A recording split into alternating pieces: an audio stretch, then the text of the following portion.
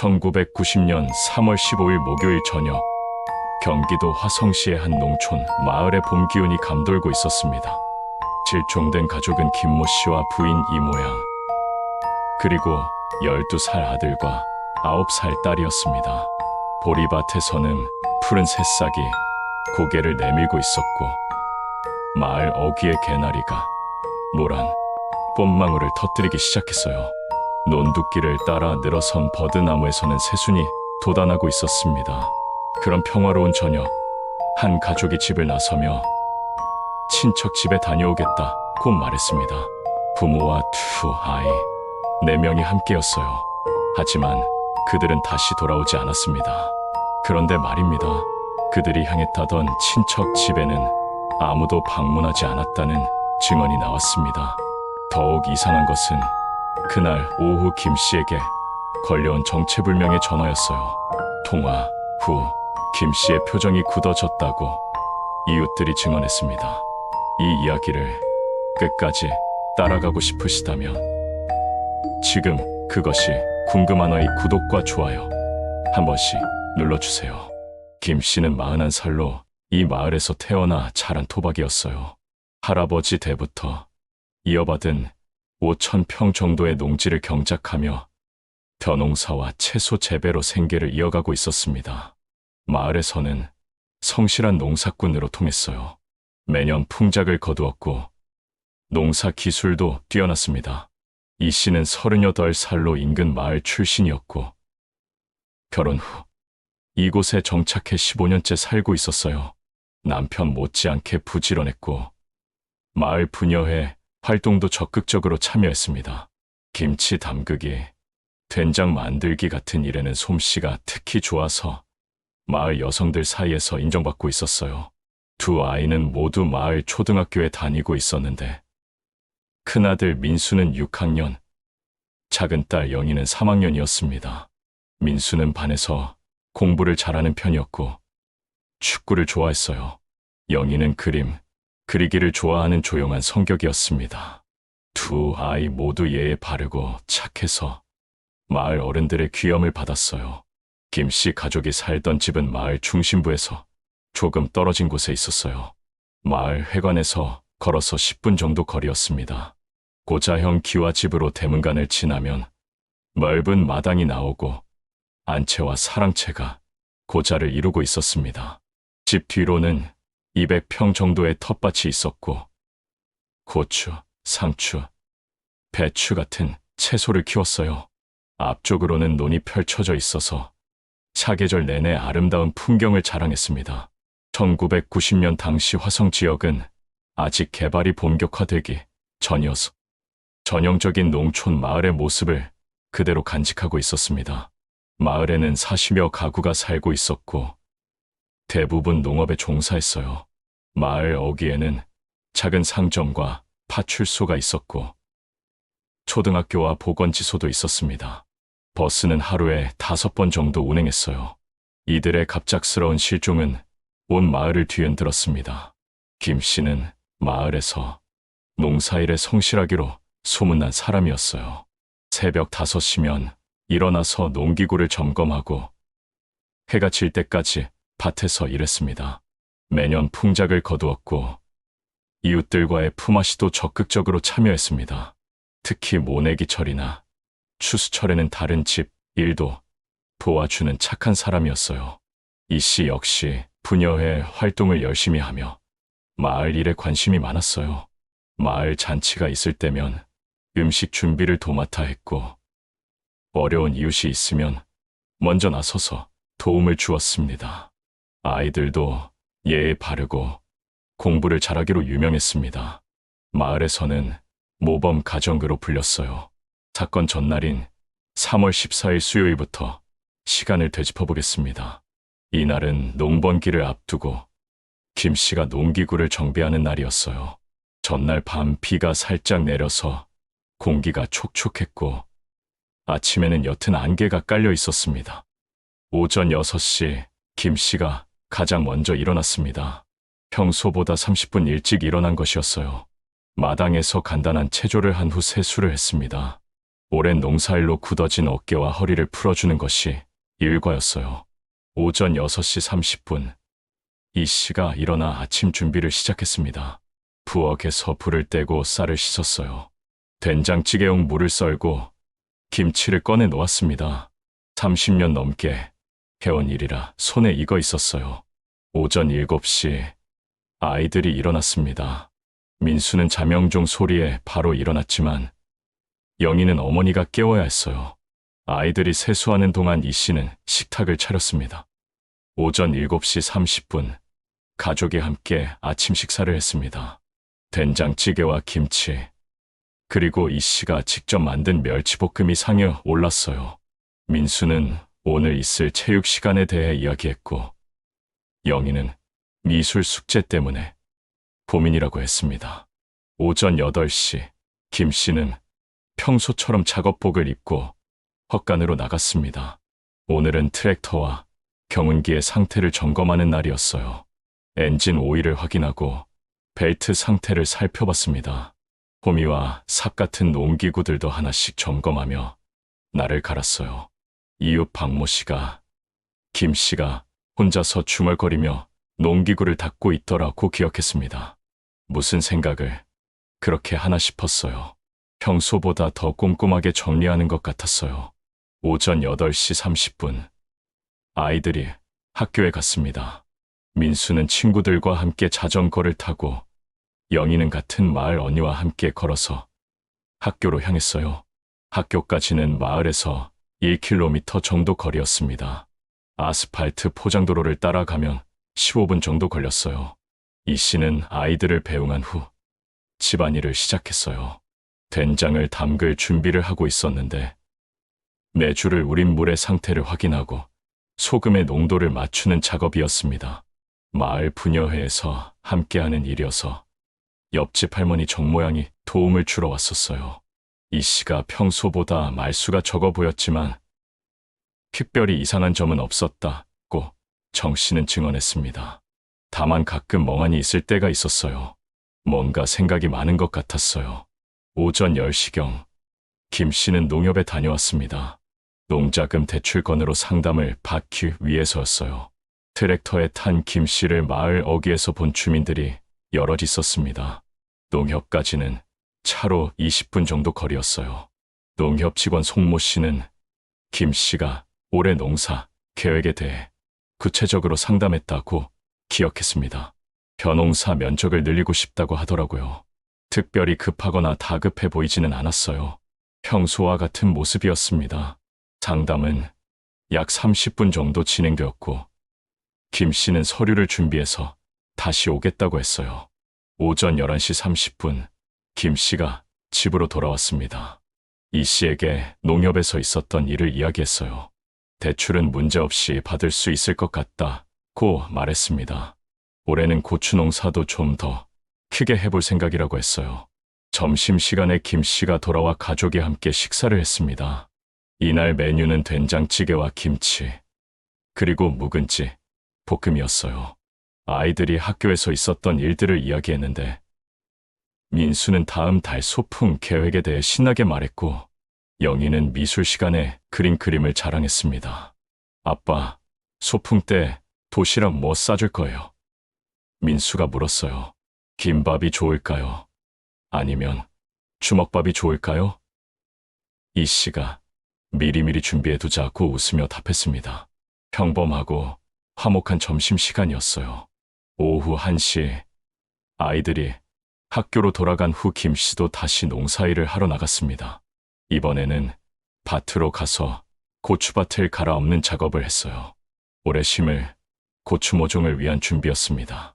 같은 밭에서 일하던 이웃 최모 씨와 함께 작업했는데 김 씨가 평소보다 조용했지만 일손은 성실했다고 최 씨는 기억했습니다. 요즘 농사값이 좀 나아지는 것 같아 다행이다라고 김 씨가 말했다고 해요. 작년에는 고추값이 너무 떨어져서 걱정했는데 말이야. 최 씨와 농사 이야기, 마을 이야기를 나누며 오후 시간을 보냈어요. 오후 4시경 김 씨는 농기계 점검을 마치고 집으로 돌아왔습니다. 이 씨는 텃밭에서 상추와 쑥갓을 따고 있었어요. 전혀 반찬용이었습니다. 오늘 농협에서 만난 이장님이 안부 전하더라고. 김씨가 말했어요. 저녁 6시경 집으로 돌아왔어요. 평범한 하루였습니다. 저녁 식사 후에는 가족이 함께 텔레비전을 시청했습니다. 당시 인기 있던 드라마를 보며 이야기꽃을 피웠어요. 김씨는 신문을 읽으며 농업 관련 기사들을 확인했습니다. 쌀값 전망, 농자금 지원 정책 같은 기사들이었어요. 이 씨는 다음 날 입을 아이들 옷을 다려놓았어요. 민수의 체육복과 영희의 치마를 정성스럽게 다렸습니다. 아이들은 숙제를 하며 하루를 마무리했어요.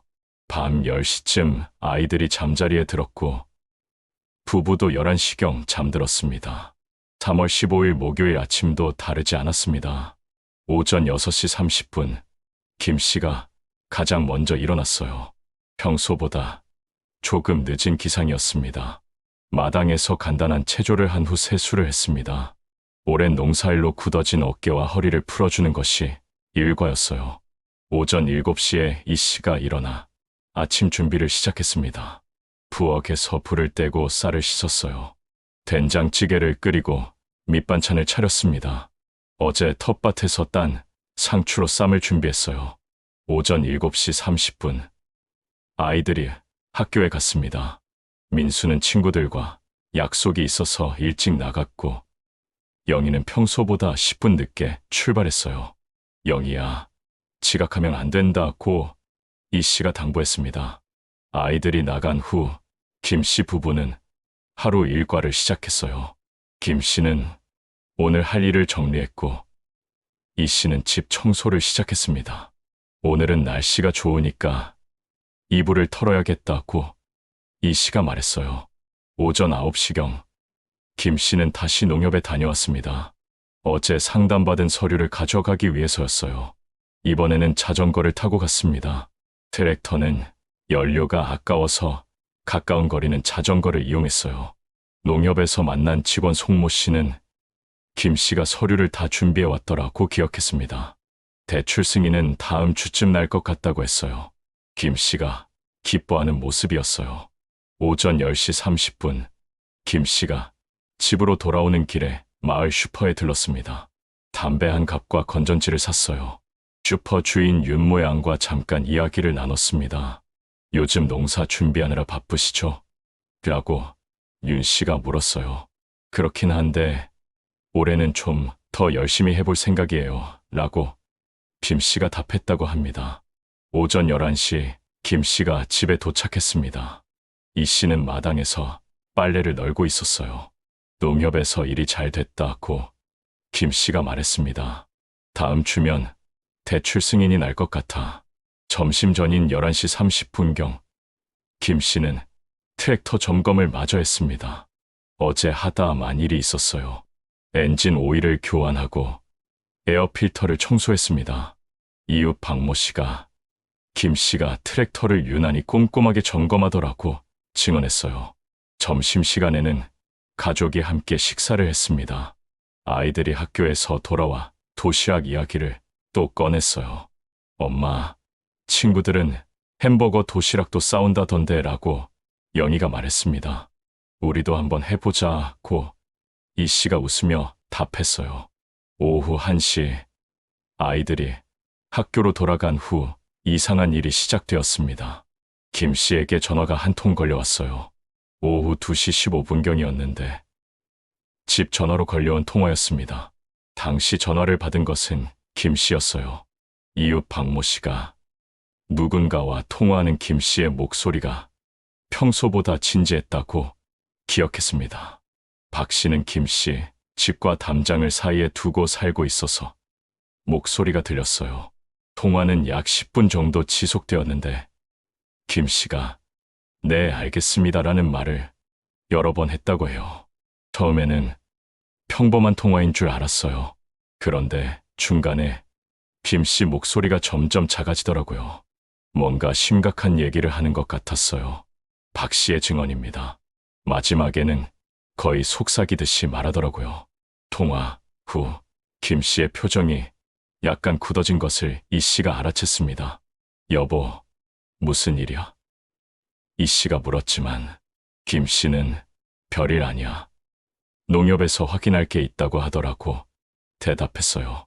하지만 그 후부터 김 씨가 뭔가 생각에 잠긴 듯한 모습을 보였다고 이 씨는 나중에 경찰에 진술했습니다. 오후 2시 30분, 김 씨는 갑자기 담배를 피우러 마당으로 나갔습니다. 평소 김 씨는 집 안에서 담배를 피우지 않았지만 밖으로 나가는 것도 드문 일이었어요.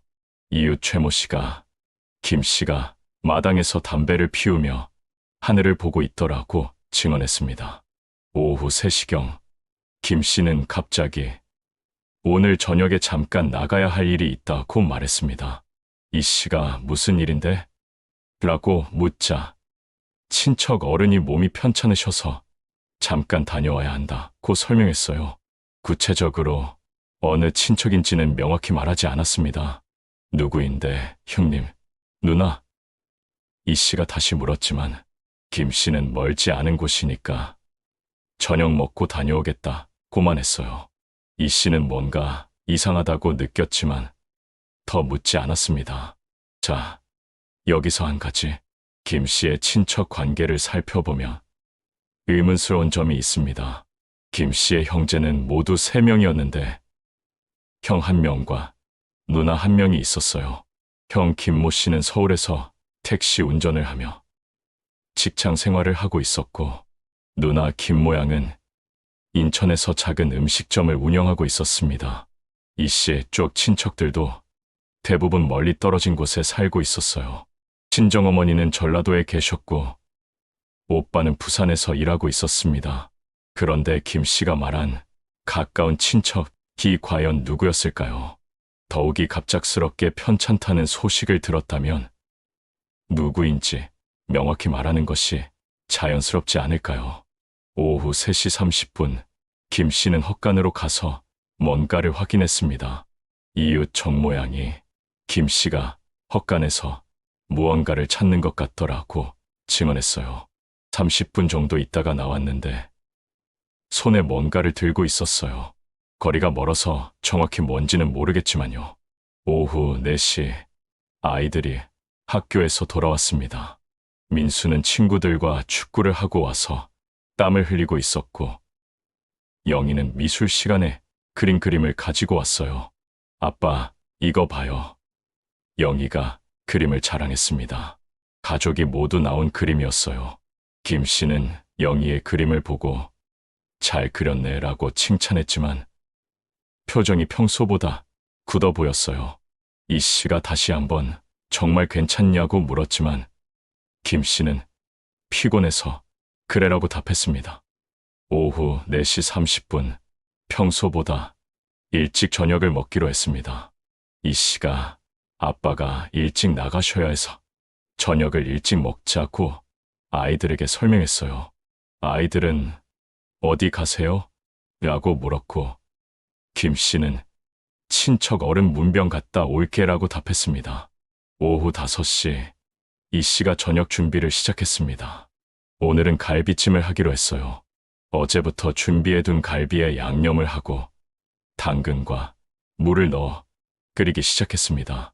김 씨가 좋아하는 음식이었어요. 오후 5시 30분 가족이 함께 저녁 식사를 했습니다. 이날 메뉴는 갈비찜과 마물 반찬들이었어요.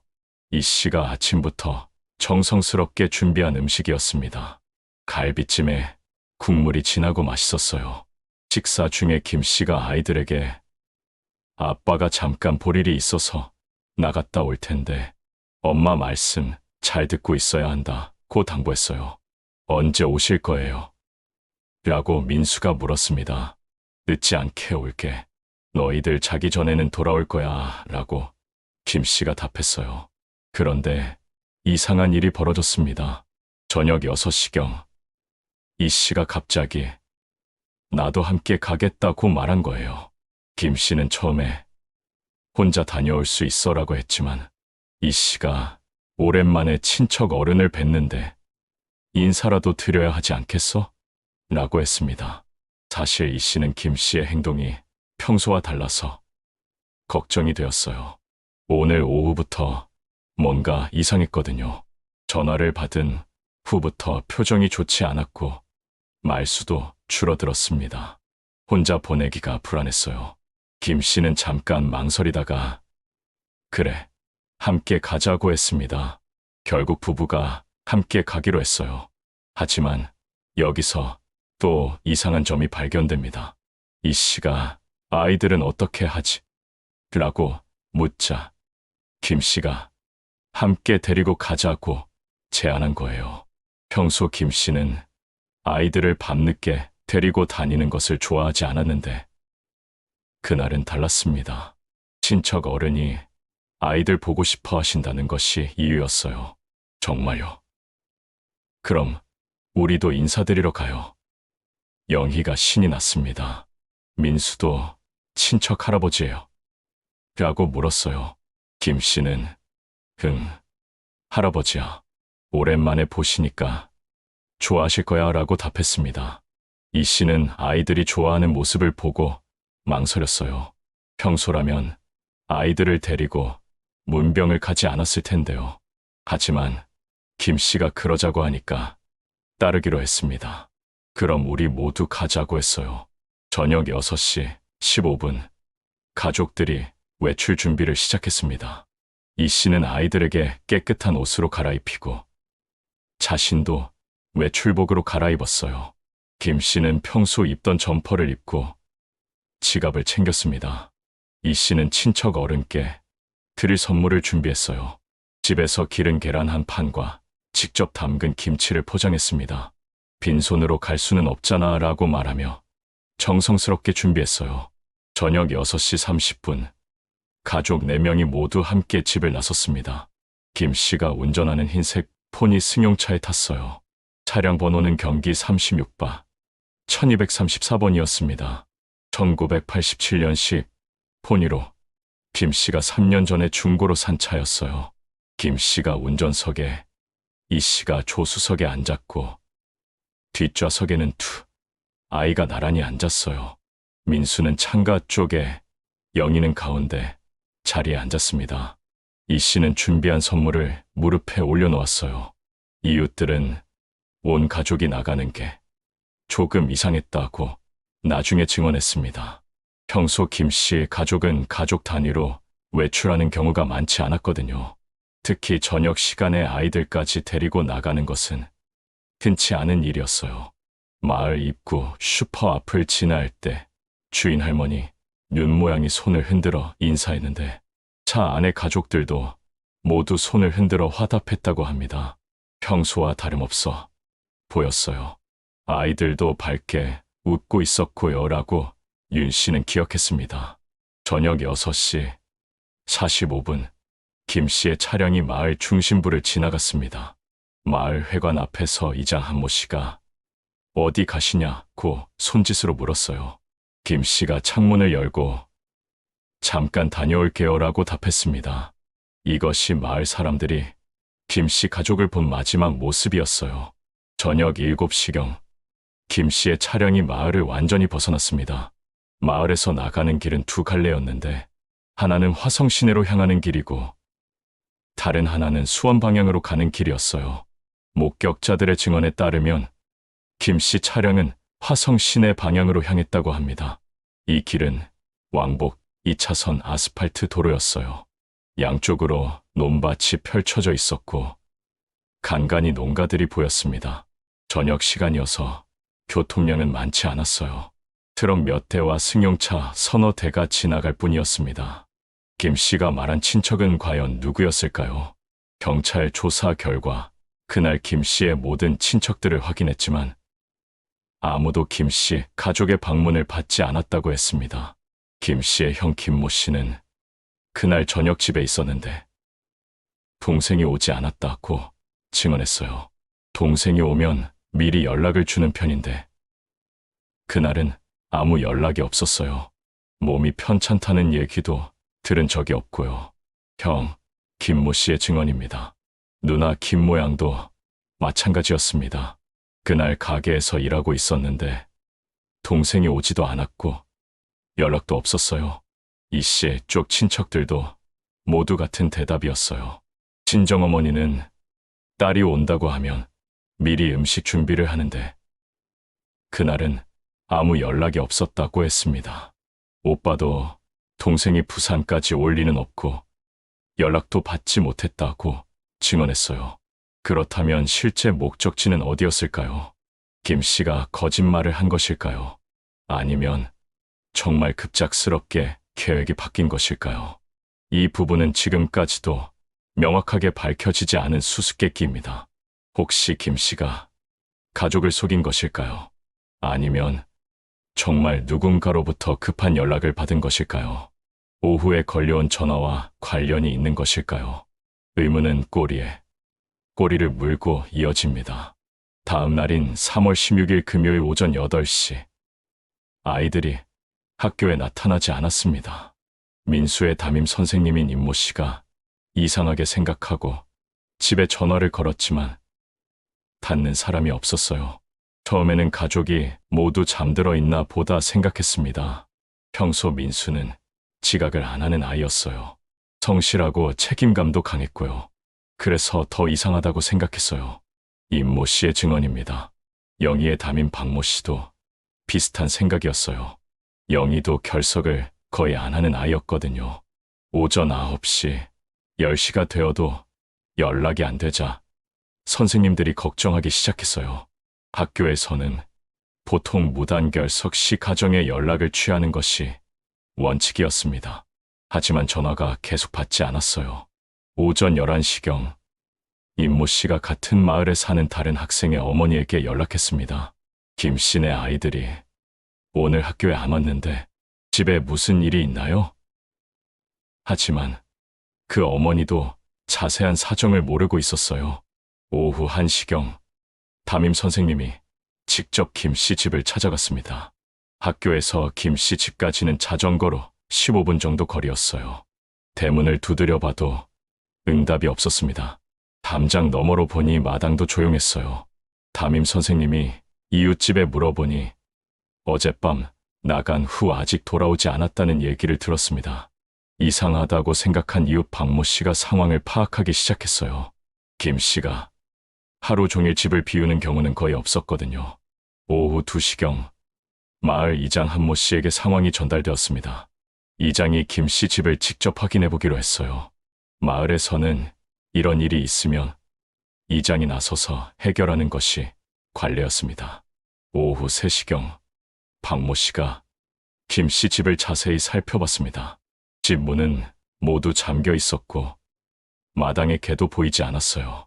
평소 김 씨 집에서 기르던 진돗개 한 마리가 있었는데 그 개도 없어진 상태였습니다. 김 씨네 개는 항상 마당에 있었는데 그날은 보이지 않더라고요. 집 뒤편도 둘러봤는데 없었어요. 박모 씨의 증언입니다.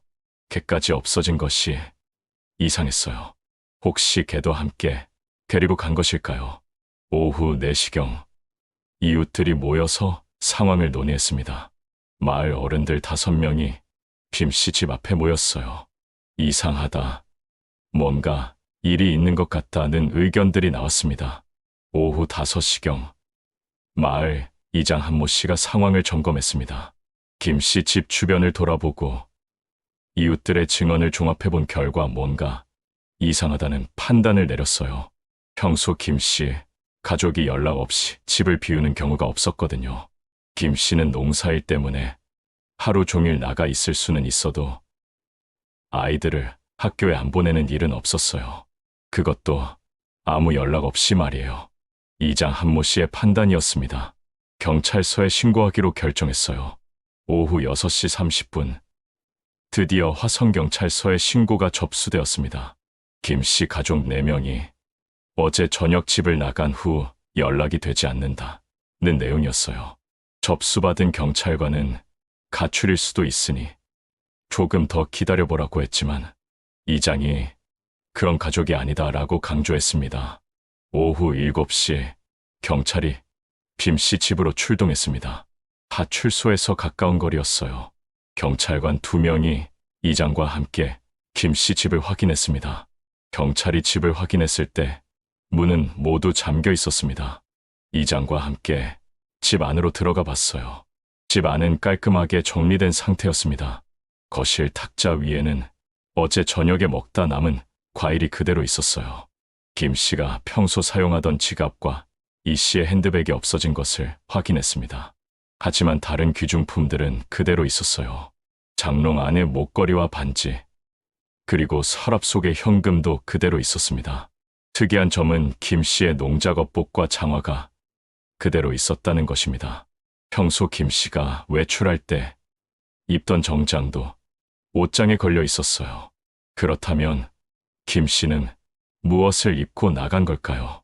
이 씨의 옷도 마찬가지였습니다. 평소 외출 시 입던 옷들이 대부분 그대로 있었어요. 아이들 방도 확인했습니다. 책가방과 교과서들이 제자리에 있었고, 다음 날 입을 교복도 깔끔하게 준비되어 있었어요. 민수의 축구공과 영희의 인형들도 평소 자리에 놓여 있었습니다. 마치 다음 날 아침에 학교에 갈 준비를 다 해놓은 상태였어요. 그런데 왜 학교에 나타나지 않은 걸까요? 정말 급하게 나간 일이었다면 적어도 학교에는 연락을 했을 텐데요. 김 씨는 평소 아이들 교육에 관심이 많았거든요. 목격자들의 증언은 조금씩 달랐습니다.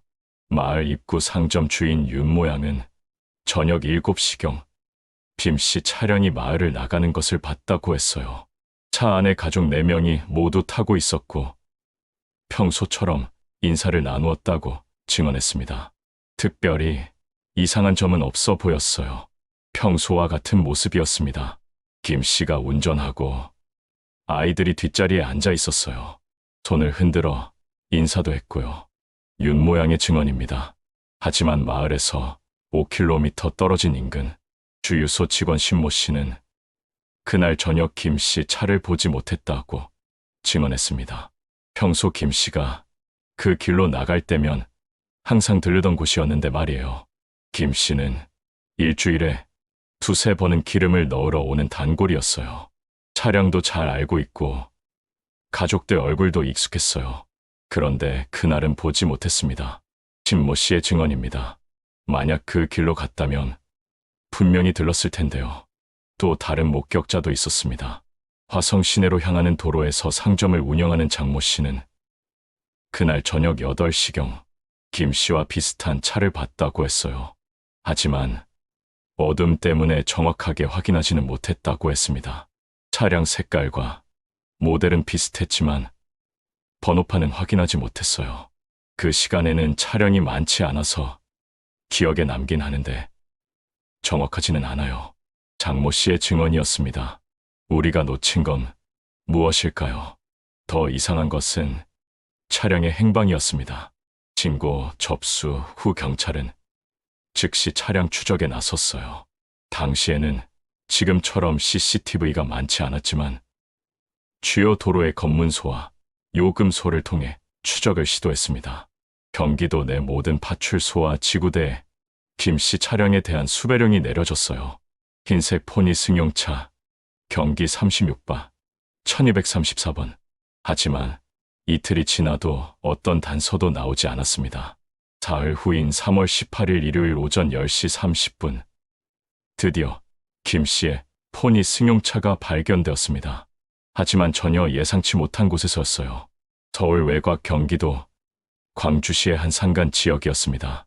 등산객 조모 씨가 길가에 버려진 차량을 발견했다고 신고한 것입니다. 평소 그 길로 등산을 다니는데 며칠 전부터 차가 거기 있더라고요. 처음에는 등산객 차인 줄 알았는데 계속 있어서 이상하다고 생각했어요. 차가 발견된 곳은 화성시에서 직선거리로 40km, 도로로는 60km 떨어진 지점이었습니다. 구불구불한 산길을 30분 정도 올라간 곳이었어요. 평소 사람들의 왕래가 많지 않은 외진 곳이었습니다. 그곳은 해발 300m 정도의 야산 중턱이었어요. 도로는 포장되어 있었지만 폭이 좁아서 대형 차량은 다니기 어려운 곳이었습니다. 또한 야간에는 가로등이 없어서 운전하기가 쉽지 않은 구간이었어요.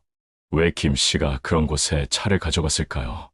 경찰이 현장에 도착했을 때 차는 길가에 정차되어 있었습니다. 열쇠는 시동 위치에 꽂혀 있었고 문은 잠겨 있지 않았어요. 기름도 반 정도 남아 있었습니다. 하지만 차 안에는 아무도 없었어요. 김 씨 가족은 어디로 간 걸까요? 차량 내부를 정밀 조사한 결과 특별한 이상은 없었습니다.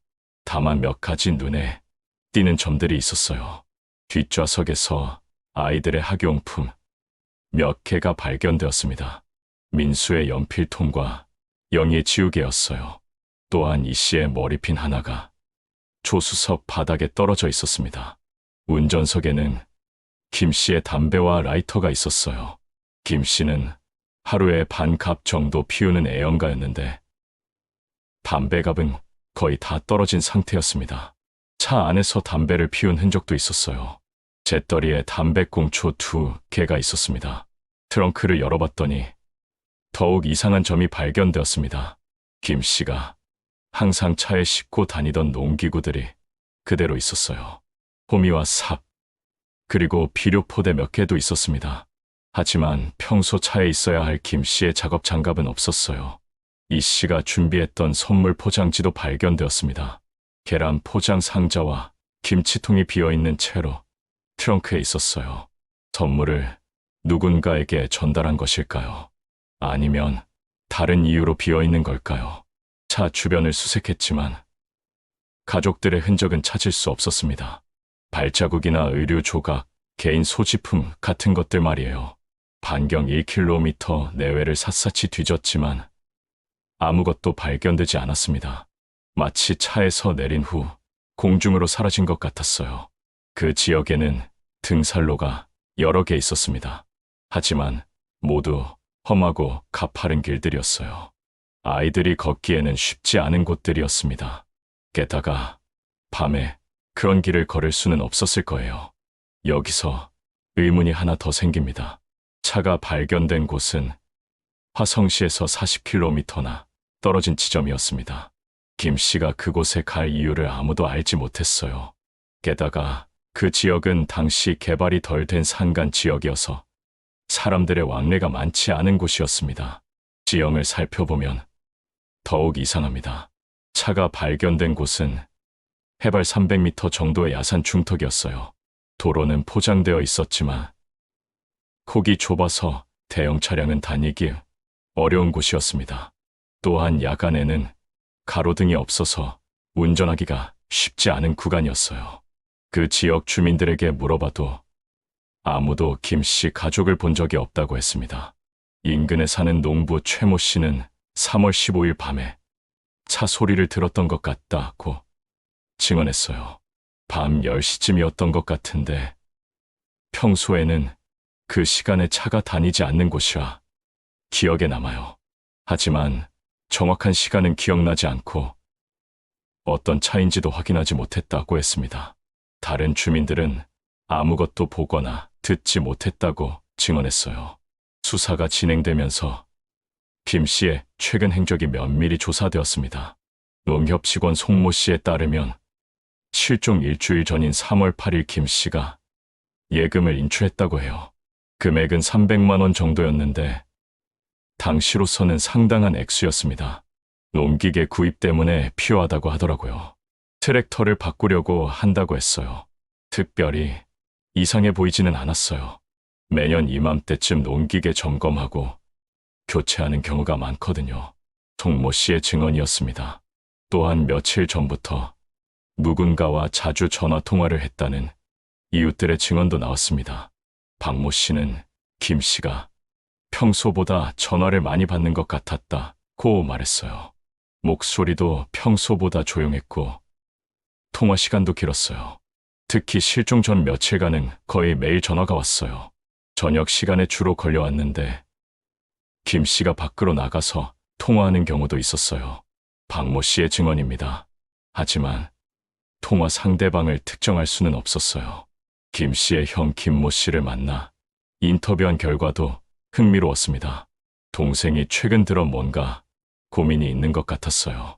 설날에 만났을 때도 평소보다 말수가 적더라고요. 구체적으로 어떤 고민인지는 김 씨가 말하지 않았다고 해요. 워낙 속마음을 잘 드러내지 않는 성격이어서 자세한 얘기는 들을 수 없었어요. 다만 농사일이 힘들다는 얘기는 가끔 했어요. 요즘 농산물 값이 떨어져서 어렵다고 하더라고요. 형, 김모 씨의 증언이었습니다.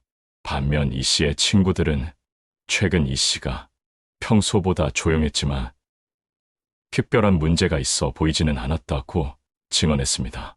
이 씨와 가장 가까웠던 정 모양은 며칠 전에 만났을 때도 평범했어요. 아이들 이야기, 농사 이야기 같은 일상적인 대화를 나눴어요 라고 기억했습니다. 다만 요즘 농사일이 힘들다고 하더라고요. 남편이 트랙터 때문에 고민이 많다고도 했어요. 오래된 기계라 자꾸 고장이 난다고 하더라고요. 정 모양의 증언이었습니다. 아이들의 담임 선생님도 조사받았습니다. 민수의 담임 임모 씨는 성격이 밝고 공부도 잘하는 아이였어요. 가정환경에 문제가 있어 보이지 않았습니다라고 말했어요. 영희의 담임 박모 씨도 비슷한 증언을 했습니다. 예에 바르고 착한 아이였어요. 최근에 특별한 변화도 없었고요. 다만 며칠 전 아빠가 새 트랙터 사신다고 자랑하더라고요. 농사일이 더 쉬워질 거라고 기뻐했어요. 박모 씨의 증언이었습니다. 학교 친구들의 증언도 들어봤습니다. 민수와 가장 친했던 이모군은 평소와 다름없었어요. 실종 전날에도 함께 축구를 했는데 특별히 이상한 점은 없었어요. 다만 아빠가 트랙터 바꾸신다고 자랑했어요 라고 했습니다. 영희의 친구 김모양도 같이 놀 때도 밝았고 집에 대한 불만 같은 건 들어본 적이 없어요. 그림 그리기를 좋아해서 맨날 가족 그림을 그렸어요 라고 증언했습니다. 마을 주민들의 증언에서 흥미로운 점이 하나 더 발견되었습니다. 실종 며칠 전 김씨 집 주변에서 낯선 차량이 목격되었다는 것입니다. 이웃 최모 씨는 3월 12일쯤 김씨 집 앞에 검은색 승용차가 서 있는 것을 봤어요 라고 증언했어요. 30분 정도 있다가 사라졌는데 누가 탔는지는 확인하지 못했어요. 차종도 정확히는 모르겠지만 소나타 정도 크기였어요. 최모 씨의 증언이었습니다. 또 다른 이웃 정 모양도 비슷한 증언을 했습니다. 며칠 전 저녁에 김 씨 집에서 모르는 사람들이 나오는 것을 봤어요. 2~3명 정도였는데 어둠 때문에 얼굴은 확인하지 못했어요. 키가 큰 사람들 같았어요. 하지만 이런 증언들의 정확성을 확인하기는 어려웠습니다. 시간이 지나면서 기억이 흐려졌을 수도 있고 다른 날의 일과 혼동했을 수도 있었거든요. 수사 과정에서 김 씨의 과거 이력도 상세히 조사되었습니다. 김 씨는 젊을 때 서울에서 직장 생활을 한 적이 있었어요. 건설회사에서 5년 정도 일했는데 현장 감독으로 일했다고 합니다. 특별한 문제 없이 퇴사하고 고향으로 돌아왔어요. 당시 동료였던 한모 씨는 김 씨가 성실하고 책임감 강한 사람이었다고 증언했어요. 현장에서 인기가 좋았고 후배들도 잘 챙겼어요. 다만 말수가 적고 조용한 편이었어요. 특별한 갈등이나 문제는 없었어요. 고향에서 농사 짓고 싶다고 해서 퇴사한 것으로 알고 있어요. 가끔 연락하고 지냈는데 농사일이 힘들다는 얘기는 들었어요. 한모 씨의 증언이었습니다. 이 씨의 과거도 비슷했습니다. 결혼 전에는 방직 공장에서 일했는데 성실하고 조용한 성격으로 평가받았어요. 당시 동료였던 박 모양은 이 씨가 착하고 부지런한 사람이었다고 기억했습니다. 결혼 후에는 가끔 만났는데 농촌 생활에 잘 적응하는 것 같았어요. 아이들 이야기를 할 때 정말 행복해 보였어요. 특별한 고민이나 문제가 있어 보이지는 않았어요. 박 모양의 증언이었습니다. 경찰은 김 씨 가족이 자발적으로 어딘가로 떠났을 가능성도 검토했습니다. 하지만 이를 뒷받침할 증거는 찾을 수 없었어요. 무엇보다 아이들의 학용품과 옷가지가 그대로 집에 있었다는 점이 이 가설을 약화시켰습니다. 또한 김 씨가 농협에서 인출한 300만 원의 행방도 추적했습니다. 하지만 그 돈이 어디에 쓰였는지는 확인할 수 없었어요. 농기계 구입에 사용했다는 흔적도 없었습니다. 그렇다면 다른 가능성은 무엇일까요? 사건이나 사고에 휘말렸을 수도 있고 범죄에 연루되었을 수도 있습니다. 하지만 구체적인 증거나 동기를 찾기는 어려웠어요. 김 씨 가족은 평범한 농민 가정이었고 특별한 적이나 갈등 관계도 없었거든요. 당시 화성 지역에는 특별한 사건이나 사고도 없었습니다. 강도나 납치 같은 범죄도 보고되지 않았어요. 김 씨 가족이 휘말릴 만한 일이 없었다는 뜻입니다. 실종 한 달 후인 4월 15일, 경찰은 수사 결과를 발표했습니다. 현재까지 김 씨 가족의 행방을 확인할 수 없으며 추가 수사를 계속하겠다는 내용이었어요. 하지만 뚜렷한 단서가 없어서 수사는 교착 상태에 빠졌습니다. 언론에서도 이 사건에 큰 관심을 보였습니다. 전국 신문과 방송에서 연일 보도했어요. 가족 4명 집단 실종, 미스터리한 차량 발견. 30년 전 그 사건의 진실은 같은 제목으로 기사가 나갔습니다. 시민들의 관심도 높았습니다. 경찰서에는 하루에 수십 건의 제보 전화가 걸려왔어요. 어디서 봤다, 비슷한 가족을 봤다는 신고들이었습니다. 하지만 대부분 확인 결과 다른 사람들이었어요. 6개월이 지나고 1년이 지나도 김 씨 가족에 대한 소식은 없었습니다. 간혹 어디서 봤다는 제보가 들어오기도 했지만 확인 결과 모두 다른 사람들이었어요. 시간이 지날수록 사건에 대한 관심도 줄어들었습니다. 하지만 김 씨 가족을 기억하는 사람들은 여전히 있었어요. 마을 주민들은 매년 실종일의 작은 추모 모임을 가졌습니다. 아이들의 학교 친구들도 오랫동안 김 씨네 아이들을 기억했어요. 언젠가는 돌아올 것이라는 희망을 품고 말이에요. 민수와 영희의 책상은 몇 년 동안 그대로 유지되었습니다. 담임 선생님들이 혹시 돌아올지 모르니까 하며 자리를 비워두었어요. 다른 아이들도 민수와 영희가 언제 올까라며 기다렸습니다. 현재 시점에서 이 사건을 돌아보면 여러 아쉬운 점들이 보입니다. 먼저 초기 대응 단계에서 신고가 하루 늦어진 점입니다. 당시에는 가족 단위 외출이 드물지 않았기 때문에 주변에서 크게 주의 깊게 보지 않았던 것 같아요. 만약 더 빨리 신고가 접수되었다면 골든타임 내에 더 많은 단서를 확보할 수 있었을지도 모릅니다. 특히 차량 추적이나 목격자 확보 면에서 유리했을 거예요. 24시간이 지나면서 기억도 흐려지고 단서도 사라졌을 수 있습니다. 또한 수색과 검증 과정에서 당시 기술적 한계로 인해 정밀한 추적이 어려웠습니다.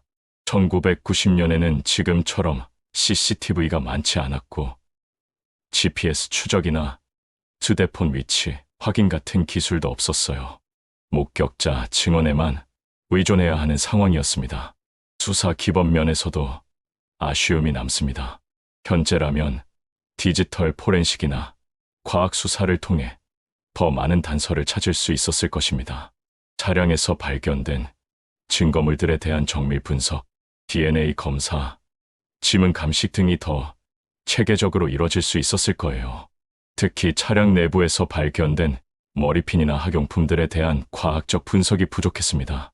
현재 기술로는 이런 증거물들을 통해 더 많은 정보를 얻을 수 있었을 텐데요. 기록과 데이터 관리 측면에서도 아쉬움이 남습니다.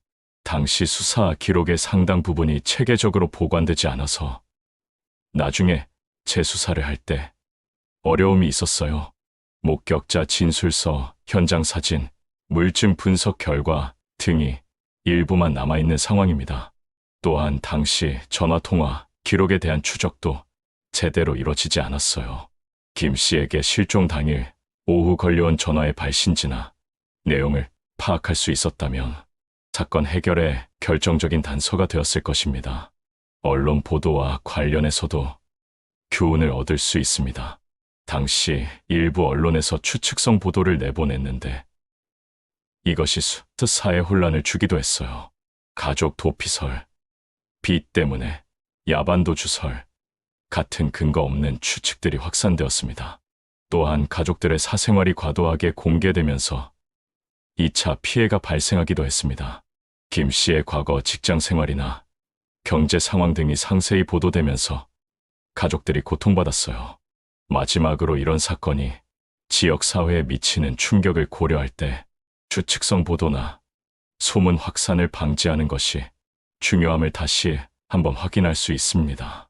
사실에 기반한 정확한 정보 전달과 함께 관련자들의 인권과 프라이버시를 보호하는 것이 필요해요. 현재 실종자 수색 시스템은 많이 발달했습니다. 경찰청에 실종자 전담팀이 있고 과학수사, 기법도 크게 향상되었어요. 무엇보다 초기 대응 체계가 개선되어서 신고, 즉시 수색에 나서고 있습니다. 33년이 지난 지금도 김 씨 가족의 행방은 확인되지 않았습니다. 김 씨의 형과 누나는 여전히 동생 가족을 기다리고 있어요. 이 씨의 가족들도 마찬가지입니다. 시간이 흘러 가족들의 나이도 많이 들었지만 포기하지 않고 있습니다. 김 씨의 형 김모 씨는 동생이 살아있다며 이제 70대가 됐을 거예요. 조카들도 40대 중반이고요. 언젠가는 소식을 들을 수 있을 거라고 믿어요 라고 말했습니다. 마을 주민들도 여전히 김 씨 가족을 기억하고 있어요. 김 씨 집은 지금도 그대로 남아 있습니다. 가끔 친척들이 와서 관리를 하고 있어요. 마을 사람들은 언젠가 돌아올 수도 있으니까 라며 집을 지켜보고 있습니다. 김 씨네 집을 볼 때마다 그때 생각이 나요. 정말 좋은 가족이었는데 어디로 갔을까 싶어요. 이웃 박모 씨의 말입니다. 아직도 가끔 꿈에 나와요. 김 씨가 트랙터 타고 오는 꿈 말이에요. 당시 아이들과 친했던 친구들도 성인이 되었습니다. 민수의 친구였던 이모군은 이제 40대 중반의 가장이 되었어요. 가끔 민수 생각이 나요. 함께 축구하고 놀던 기억이 선명해요. 어디서 뭘 하고 살고 있을까 궁금해요. 영희의 친구였던 김모양도 영희가 그려준 가족 그림을 아직도 갖고 있어요. 언젠가 만나면 돌려주려고요 라고 말했습니다. 과연 그들에게 무슨 일이 일어났던 걸까요? 어딘가에서 새로운 삶을 시작한 걸까요? 아니면 우리가 상상하지 못하는 무언가가 일어난 걸까요? 33년이라는 긴 시간이 흘렀지만 진실은 여전히 베일에 쌓여 있습니다. 혹시 김 씨 가족이 정말 친척을 만나러 간 것일까요? 아니면 다른 목적이 있었던 걸까요?